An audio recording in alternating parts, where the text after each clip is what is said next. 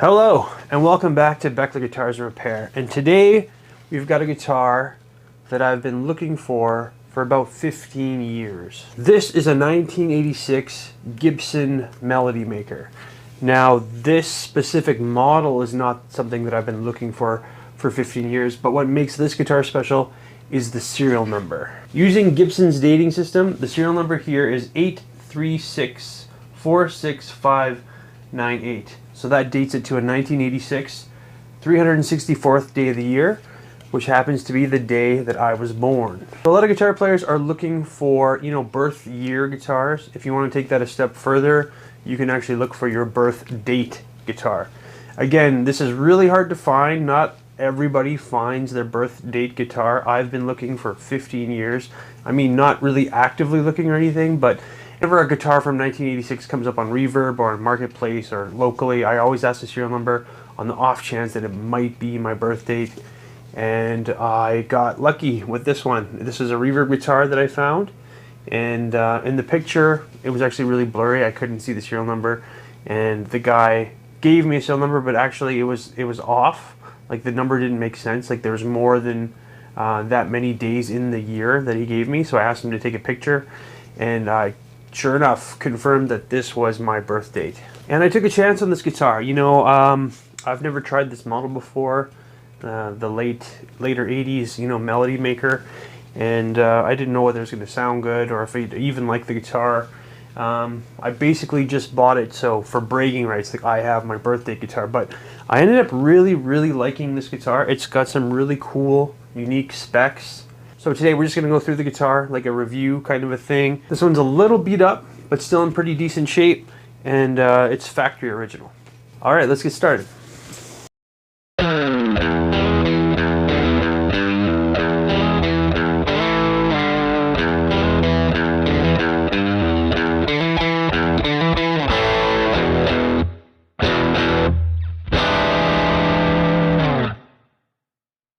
So yeah, I found this guitar on Reverb.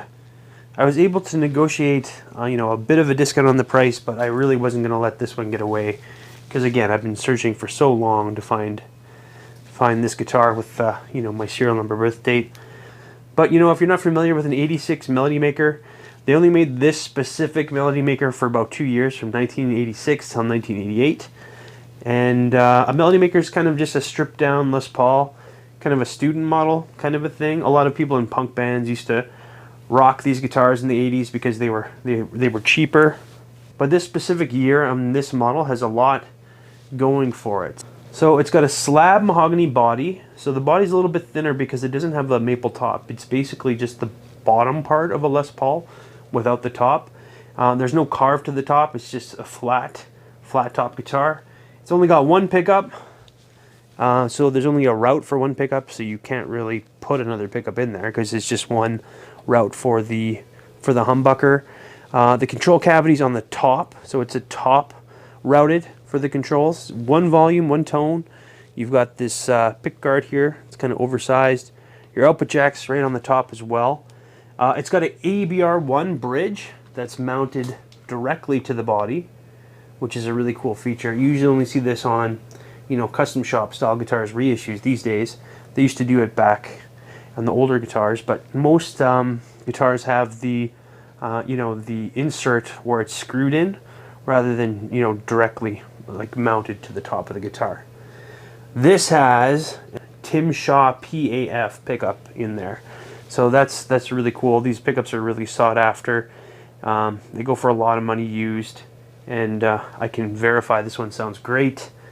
In terms of like shape, it's pretty beat up. It's got lots of scratches, lots of dings, all over the guitar. This guitar was very well played. Someone played this a lot. It's got a rosewood fingerboard. It's got the medium jumbo frets, the acrylic dot inlays. There's no binding on the neck or the body. Corian nut. Same, truss rod as normal Gibsons. It's got the single action truss rod with the acorn nut. The headstock on Melody Makers are kind of polarizing. It's got the open book headstock, but it's just a smaller one without like the wings on a normal Gibson. But a really cool thing about this headstock is look how straight the string pull is. So it's got a really nice straight string pull, which really helps tuning stability. And yeah, this one, I think whoever sold it had just recently given it a fret level and a polish, because there's no divots or anything else like that. But you can definitely tell this guitar was played. So he probably did some fret work to it before it was sent. And yeah, it's got the set neck, not a bolt-on or anything. Again, lots of wear in the back. And it's got a nice C neck on it. It's a little thinner of a neck than I usually prefer. But this guitar is just so compact and kind of light. It's a really great like couch guitar. But I mean, if you ever used it for gigging, it's so light and it sounds amazing to boot. So this is a really cool guitar for a bunch of different, reasons. It came with the Grover Rotomatic tuners, which are great tuners. And then there's the serial number. So again, how you date a Gibson of this era is the first and fifth number are the year, so 1986, and then 364 is the day of the year. And I love it. Sounds great, plays great, and yeah, I play this guitar on the couch almost every night. So let's go ahead and take it apart. We'll have a look at the parts and the specs. I'll get some measurements and then check the setup and plug it in and see how it sounds. Alright, so this guitar is very light, weighing in at 6 pounds, 6.2 ounces. And the Tim Shaw is reading an 8.83, which is right where it should be. And again, this is just a single pickup guitar, one volume, one tone. For whatever reason, I always find that single pickup guitars just have incredible tone. There's also a lot you can do with a single pickup guitar. Where you strum makes a difference in how it sounds. Like the closer you get to the bridge, you get a little bit more like trebly sound, and the further away you get a little bit more of like a neck pickup sound. You can also adjust your volume, and your tone. So rolling down the tone on a bridge pickup will make it sound more like a neck. So again, it's you can get all the same sounds you can as a two pickup guitar. You just have to use your volume and your tone knob a little bit more and be a little bit more conscious of where you're playing on the strings. Before we take it apart, I just quickly want to show off the setup on this guitar. So I set this guitar up after I got it. It plays great, super low action, and there's no buzzing anywhere on the fingerboard. Like the fretwork was really well done on this guitar. So if we're looking at my 12th fret, I set the truss rod nice and tight, so there's not a lot of relief in this neck. But you can see at the 12th fret, low E, it's sitting at just about above a 1 millimeter, and at the high E, it's just about a little below a 1 millimeter. So that's typically where I like to set my guitars. So nice low action there. And then if we look here at the 3rd fret, you can see that when I use the 3rd fret, that there's the string is almost resting on that 1st fret. So nice low action in the cowboy chord area as well. And that also means we've got a really nice well-cut nut. Again, there's no buzzing or even a hint of buzz anywhere on the fingerboard. So we've got our full weight tailpiece here. There's no casting mark on this one. Here's our ABR1 bridge stock, and you can see it's mounted by drilling directly into the top of the guitar, which is usually only reserved for like custom shop models in this day and age anyway. And let's go ahead and check out the pickup. So here's a look at the Tim Shaw PAF that these came with. You've got your patent number there, and you can see it's very faint. You can still kind of see it. It's very lightly ink stamped. That would have the date code on there, but it's pretty much illegible. You can see it if you catch it in the light. It's still there, but yeah, it's hard to see. And then as far as the route goes, nice and clean. I can't really tell how many piece body this is. I looked in the light to see if I could see any seam lines, and I can't see any seam lines. Sometimes you can on these finished models, and sometimes you can't. It's a little bit more tricky with the black ones, but I couldn't see any evidence of a seam line in the cavity, the bridge cavity either. So normally you see a little bit of a line. So It could very well be a one-piece body, or maybe the line's here or here. Not really sure. It's a nice clean route, and you still have that reddish buffing compound that you see in this era of Gibson. I had to be careful with the pickguard screws. They're a little rusty, so I didn't want to strip them. But here's a look at the electronics. So yeah, it's top routed. Basically just a little bit of a triangle route there. And it's just using the two CTS pots. They're dated to 1984. So these could be kind of older pots that they used for this guitar. And yeah, pretty standard. You got the ceramic disc capacitor, just the one pickup's wired up there. And then you've got your Switchcraft output jack. And it looks like they're using some shielding tape over the cavity. And then the pickguard is just, has all the electronics mounted to it, and it's just one ply. And yeah, the route looks nice and clean, and I can't see any seam lines in there either, but it is finished over. And these guitars sold for about $300 USD back in the day. Adjusted for inflation, that's about $1,100. So, I mean, it wasn't a cheap guitar, but it's probably Gibson's most affordable guitar at that time. And you got, you know, a Tim Shaw PAF and ABR1 bridge, which is nice. And even just the pickup alone can sell for a lot of money these days. Here's one I found on Reverb. I'm not sure what they usually go for, but they seem to be around this price. Alright, grabbing some neck specs. With that, the nut is a 1.69 or 43.15 millimeters. And at the 12th fret, that is a 2.04 inches or a 51.9 millimeters. Neck depth of the first fret is a 0.80 inches or 20.5 millimeters. Fret, that is a 0.89 inches or a 22.8 millimeters.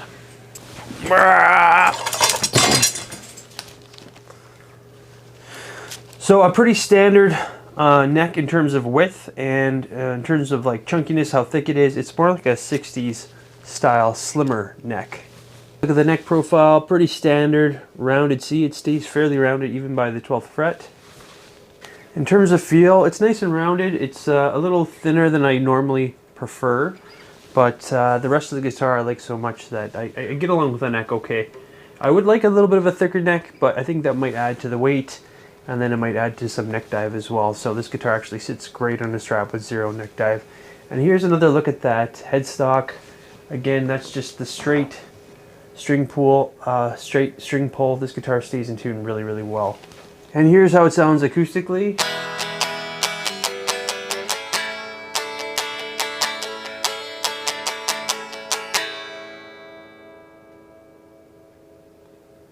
And it rings out for a nice long time. It's got good sustain. And in terms of vibration, the whole guitar vibrates uniformly. It's quite nice.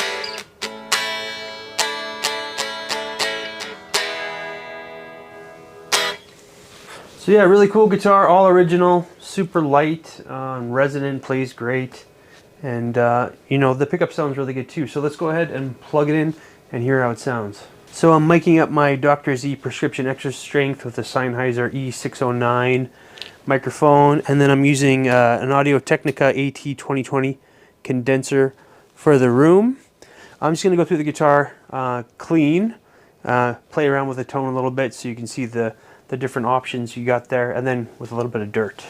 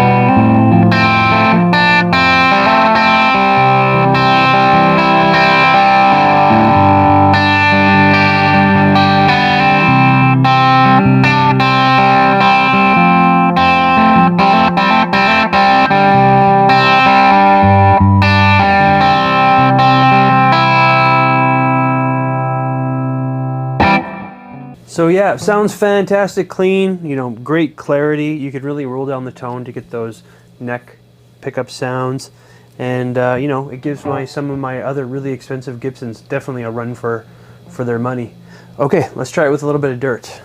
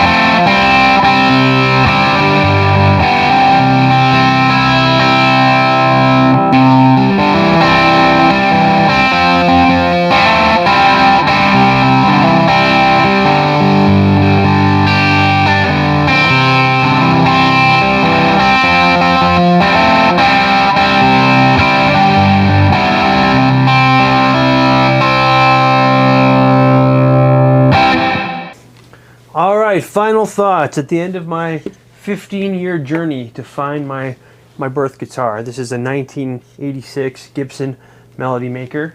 So that's the thing, even though this is a very special guitar to me because it's made on the exact day that I was born, there's no guarantees that this would actually be a good guitar.